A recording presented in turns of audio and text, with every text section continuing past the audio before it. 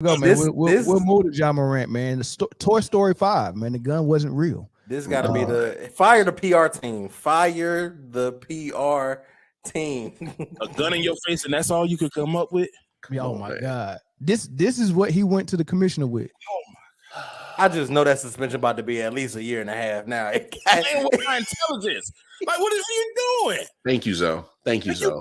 You playing with me, okay? You did wrong. Everybody makes mistakes, but now you gonna sit here and you gonna tell me, man, it was fake. Yo, we just had the conversation last week how you've been spitting on my face, and now you insult my intelligence. Yeah. Oh my God. This hey is man, bad. hey man. Matter of fact, take the next 2 years off, pimp. Like go oh my God. It's about to be a hefty. If it's not at least a year, just because it might have been 50 games, it might have been 30 games before this. Yeah, but this you gonna sit here and tell me it was a toy. Well, let's hear what Adam Silver said about it. Is the Ja Morant investigation over? We're just waiting for the finals to be over to announce the decision. The latter. We are waiting for the finals to be over. I'm aware, of course, of these reports on social media about whether the gun was in fact a gun, and so we haven't completely wrapped it up. Does that matter, Commissioner? If that's a toy gun? It's interesting. It's the very issue is for Ja, certainly in the first incident, was treating a gun as a toy. I mean, that's what we're talking about. And that's what I think the danger is to society, taking a gun, live streaming it, this is without getting into gun issues in terms of the propriety of owning guns and the use of guns. I think everyone agrees that gun safety is critically important and that guns aren't toys. So it's something that I'm thinking a lot about because, again, I'm not going to get into the specifics of the investigation, but in fact, if you are live streaming something that to the world looks exactly like a gun and in a frankly reckless manner, should it matter whether or not it's a real gun? I mean, I will say at the end of the day, in terms of doing my job, everything that's presented to us is relevant. Past conduct is relevant. The circumstances in which you're doing whatever the act is becomes relevant. And in this case, obviously we're going to take into account whatever's presented to us. When we heard from you after what happened with Ja. All right. So what do y'all think Adam Silver is really trying to say? That boy going to Taiwan. Him and Dwight gonna have a vicious pick and roll. I don't know. I don't think that's what's gonna happen. I think that once everybody was hearing that the possibility of a 4-year suspension was gonna come, I think that's when Ja Nim got desperate and was like, well, it wasn't even a real gun, and maybe that can take some of the sting off of it. Because now if Adam Silver was thinking about a 4-year, then he knows if he does a 4-year on top of them saying the gun was not real, he was going to have so many people on the side of Ja, like, man, how you suspend this man for a fake gun, right? If you can't prove it was real, and so he's going to have so much support, and that's going to be kind of negative publicity for the NBA and Adam Silver. So he might rethink it and be like, all right, well, maybe I can't give him a full year. Maybe I got him give him 40 games or something like that. I think, but judging by what he was saying, a suspension is coming for sure. Yeah. And it's going to be significant. My thing about it, the way it sounds like, if you would have came out initially, if your PR team would have been like, let's go the toy route immediately, it might not have sounded as bad. But right now, it sounds like he already knows the punishment and it's like, man, it was a toy gun. You giving me all this punishment for a toy? It sounds attitudinal in a way because it's like, yeah, it's like, well, man, it wasn't even a real gun. Instead of like, if this was, because I believe it was a real gun. Yeah, most people believe it was a real gun. But if you wanted to lessen the damage, you should have said this from the jump. That's why I said fire the PR team because they're terrible. Yeah. Like these are things that if you're gonna lie good and lie on time. You know what I'm saying? But to say this now, when the threat of you getting a year or more, it just seems like now you're mad because, and it takes away the credibility even further because it's like now you're doing unnecessary damage control just because you're about to get punished. Hey, it's wild because, hey, man, I was a mischievous kid growing up. So here's my thing. If I was getting accused of something, I'm going to defend myself and put all my facts up front right then and there to prove my innocence or to prove or to make people understand my thought process or whatever the hell is going on during the situation. If that was the case, that it was a fake gun, get ahead of that. Put that out there. Why? This is a move of desperation. This is almost like a equivalent of the dog ate my homework. Who's still buying that, bro? This is Who's so still horrible, buying that? man. That was good. So horrible. This is the equivalent of like somebody going up for murder one and they got the public defender. Yeah, it's just not going. Is that what you coming with? Like it just doesn't make sense. And we already dwelled on Ja. If he a real gangster, I don't even care about any of that right now. He could be really in his head gangster or whatever the case may be.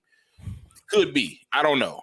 The point is, just like with Zion, they just not moving smartly. It's just stupid things that are avoidable, but you choosing not to avoid it. And when you do that, especially with Ja, in the case of Ja, like when you do it and then you do it again, and now you come up with this, it's just like nobody's believing. The apology, whether it was Chat GPT or not, like it starts to become, you use the dog ate my homework. He's the boy who cried wolf. Like nobody's gonna believe anything you say, even if the gun was fake. I don't believe it now. If I had never seen it and I just knew that he showed a gun on Instagram, said I was sorry and went to therapy supposedly, came back and showed another gun on Instagram. Then that's just what you do. You show guns on Instagram, so you don't care about what you got going on. Like, it was a horrible move. I don't know whose idea this was, but they could have kept it. Yeah. This would have been a better defense the first time, saying that the gun was a toy. In the club, a toy gun in the club. Listen, it was better than we've seen you use a gun before, and now you're doing it again. But this one is a toy. Sure. It was better than that. It was better than that Jalen Rose sit down apology. Was the gun yours? Watching that. Jalen Rose ought to be ashamed of himself, even helping facilitate that, man. Like everybody went to the defense, like because they was thinking, here's a black young man with some fame and some fortune, and we don't want the system to come against him, so we go protect him. And they didn't care about anything else. It was just, oh man, y'all coming against this black man, let's protect him. This ain't that situation. That you were supposed to do that for Kyrie. This ain't that situation where you say, I'm going to protect him for his right to come up in the strip club with a gun and flashing on IG, which is not smart, but it didn't break no law. So let him keep doing it. It's just dumb. Like we got to have some type of mindset to think about the repercussions or the ripple effect of a person with fame like Ja Morant and who have an influence over kids. You got to think about what he's doing and saying and how it's going to influence kids that we depend on for the future of our society. Like, and that image that he's portraying is not one that I won't portray, and I don't want it in my community. I really don't. And it's stereotypical. Yeah. Like everybody be like, oh, they want him to cut his locks off and all this crazy stuff. No, I don't want him to cut his locks off, but I mean, you don't have to portray a gangster or a gang member. You don't. So even if you are one, like you don't have to be that if you're in the league. Like you don't. Zach Randolph. Zach Randolph has been a gangster disciple his entire life, and guess what he did? He played basketball for a very long time. Yeah, and then he throw up his set. He wasn't showing his guns on Instagram. They ain't have the Instagram back then, but you know what I'm saying. He wasn't doing none of that stuff. I want to ask y'all something though. I was just thinking about it as Mel was talking. Do y'all see any way that the NBA shields him again and gives him another slap on the wrist for the sake of the product? Because what's the slap on the wrist? See, last time was it wasn't even a slap. It was a pat on the head, basically. Mm-hmm. Yeah, it was a point and say, don't do that again. It is. There was no physical contact. It was a point.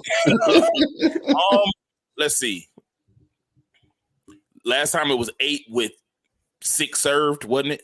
Mm-hmm. Let's see. 20 games. So 20 games is a slap on the wrist? I mean, I think it is I think it's a possibility. Well, if that's a slap on the wrist, I think that's possible. I mean, I just expected so much worse because of what it was, the guns and like in my mind, repeat offenders always are going to get more time in the court system, right? Mm-hmm. Like you're going to always get more time. If I shoot somebody and I do the time and I get out of jail and then I shoot somebody again, they're going to bring up the fact that I shot somebody previously and I hadn't learned my lesson. So they do it to Draymond.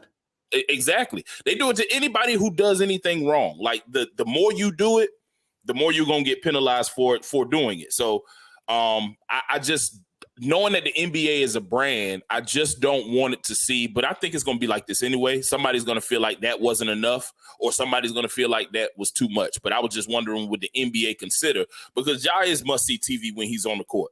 He's must-see TV. He's an entertainer on the basketball court. And I was just thinking the NBA is all about the entertainment value of basketball now, not so much the actual sport and skill of basketball. So would they just, give them 15 to 20 just to get them back on the court as fast as possible for next season? I got something to say about that, but I'll go last. Okay. I'm going to say this. When you got the NBA that literally has a pretty much a boatload of stars, it's not like the NBA is going to be without. That's true. Just if Ja has to sit down for a minute. That's true. The Memphis Grizzlies are going to suffer. The product's not.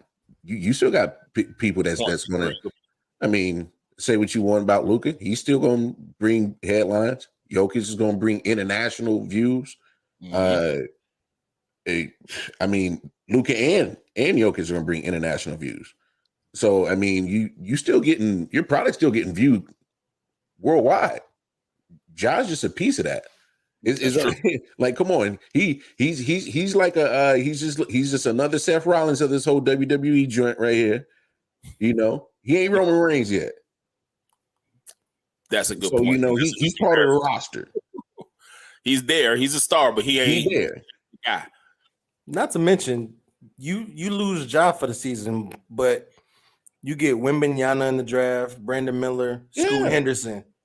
That's three people. That's three people. You get Chet Holmgren back in OKC. Mm-hmm. So that's four people you get to replace Ja Morant instantly. That's going to get viewership back up because those teams are going to watch. So Wembanyama go to San Antonio, Scoot go to Charlotte, and Brandon go to Houston? Portland. Mm-hmm. Portland. So that's three markets that's going to make up for, and because Memphis is a small market anyway. Right, yeah. They get the money because of Ja, but I don't think that the NBA really cares about that anymore. I think that if this was a lesser offense, not involving a gun, a second time, you might get that slap on the wrist. But now this is saying like, okay, I gave you the benefit of the doubt because you're young and you're important to the future of this league. I gave you the benefit of the doubt the first time when you should have got 50 off rip. For the policies against firearms and weapons that the league has in place already. You should have got 50, but it was your first offense. I worked with you and I believed you. And you came back, spit in my face, smacked me, and then gave out a terrible PR lie saying that it was a toy. Now I have to show you the full brunt of the NBA law because now you playing with me. Now I got to cut you. Yeah, I kind of agree with all that. I think the mindset of Adam Silver now is number one, you're a repeat offender, right? Number two, this is going to hurt me more than it hurts you, but it's going to help you out in the long run. So what that means is he's saying, I got to give you the type of punishment that's going to deter you from doing this ever again. Because if I do it now, I can save your future and then I can continue to use you for the NBA brand. Mm-hmm. If I don't do it now, your future is probably not going to be that long lived, and you're going to be out the league soon because you're going to be in Taiwan then. Right, because you're going on a trajectory. Like I'm trying to prevent the trajectory you're on. You're going like you're not there yet, but I can see you going toward going on a path that's going to be destructive. right? So he's trying to stop that. And then on top of that, he's not only deterring Ja Morant, he's deterring people that act and think like Ja Morant and who, think they're going to be able to get away with this type of stuff in the future. So this has to be done regardless of how it's going to affect the NBA. It has to be done for the future of the NBA, right? So that's number one. And number two, as far as the star power and all that stuff, their priority really, because think of it this way. We so addicted to basketball, and we only can get basketball in America from the NBA, right? Unless you count WNBA and the big three or college basketball. But seriously, professional sports for real, only the NBA here in America. And they, what they know from history and from whatever demographics they study is that it's untapped potential overseas to get that money. So I need to continue to expand overseas. And it doesn't matter how I change the NBA, the fans are going to still be loyal in America. So they're finding out now. We don't even need an American face of the league anymore. And y'all still go watch. We got Giannis, Jokic, Luka, Embiid, right? These are supposed to be the top. They're saying these are the top 5 guys, and they're all of foreign descent, right? All of them, and we still loyal to the sport. So he's saying, look, I don't need Ja to be the face of my league. It can be Jokic, and we want that untapped money out there anyway. So Ja name ain't even a priority like that. Look at it. Ja barely played last year. He got all this trouble. Zion didn't play at all last year, and these are supposed to be dudes that's supposed to be next, the face of the league. Yep. KD, that draft class, they're not even giving him star calls no more. They're not even using him no more. Kyrie, they barely had the last couple of years. Yeah. Right. LeBron on his way out. Devin Booker, they don't even market. They act like Luka better than Devin Booker. Oh my so the American player is not the priority right now. Nope. International money speaks louder than any type of money. But because they already know that they don't matter what happened, we still go get the American dollar. Mm-hmm. They don't have to sell us on it. They got to sell the new people. So that's what it is. It's economics. I think the next interview that Ja does, if it's not Gilbert Arenas and Plaxico Burress, I don't want it. That should be his next interview. I don't want to see another interview. Everything that's been coming out of his mouth has been cap and lies. Like, I don't want to see another. What's the point? I don't need you to come tell me what you're sorry for and what you're gonna do. No, it's the interview is gonna be Gilbert and Plaxico telling him, look what happens when you play with guns, and I don't even want to see that. I don't even want to see that. I don't want to see Ja on social media, on interview, or on TV unless he's playing. I don't want to see nothing from him. Well, that won't be until 2025. So, well, if that's the case, then so be it. Because dude didn't say enough dumb stuff. I don't say nothing else. Don't say nothing else. Yeah, just deal with your suspension. Don't be on. Just delete the app, bro. Like, you, and it's the same way both times. If it was a sort of kind of different kind of way, I am on a social media app live streaming, and I'm going to show a gun, and then I'm going to do it again. Because the NBA young boy hit so hard. That hit so hard that the NBA young boy must be paying this young man. You got to be paying him, because I ain't about to mess up my money no matter how much the song slaps. I'm not. You know how many bangers J. Cole got? Go listen to him. He can get you hyped for a game. Yeah. Go listen. LeBron listen to Drake, Kanye, all the Lil Wayne. You can go listen to them to get hyped for a game, but you want to go listen. Nah. That ain't thug enough for it, bro. Man, that ain't hard enough for it. Listen, if you got to play music to make it to make you feel like you thugging, you're not a thug. Yeah, I guess that's true. That's true.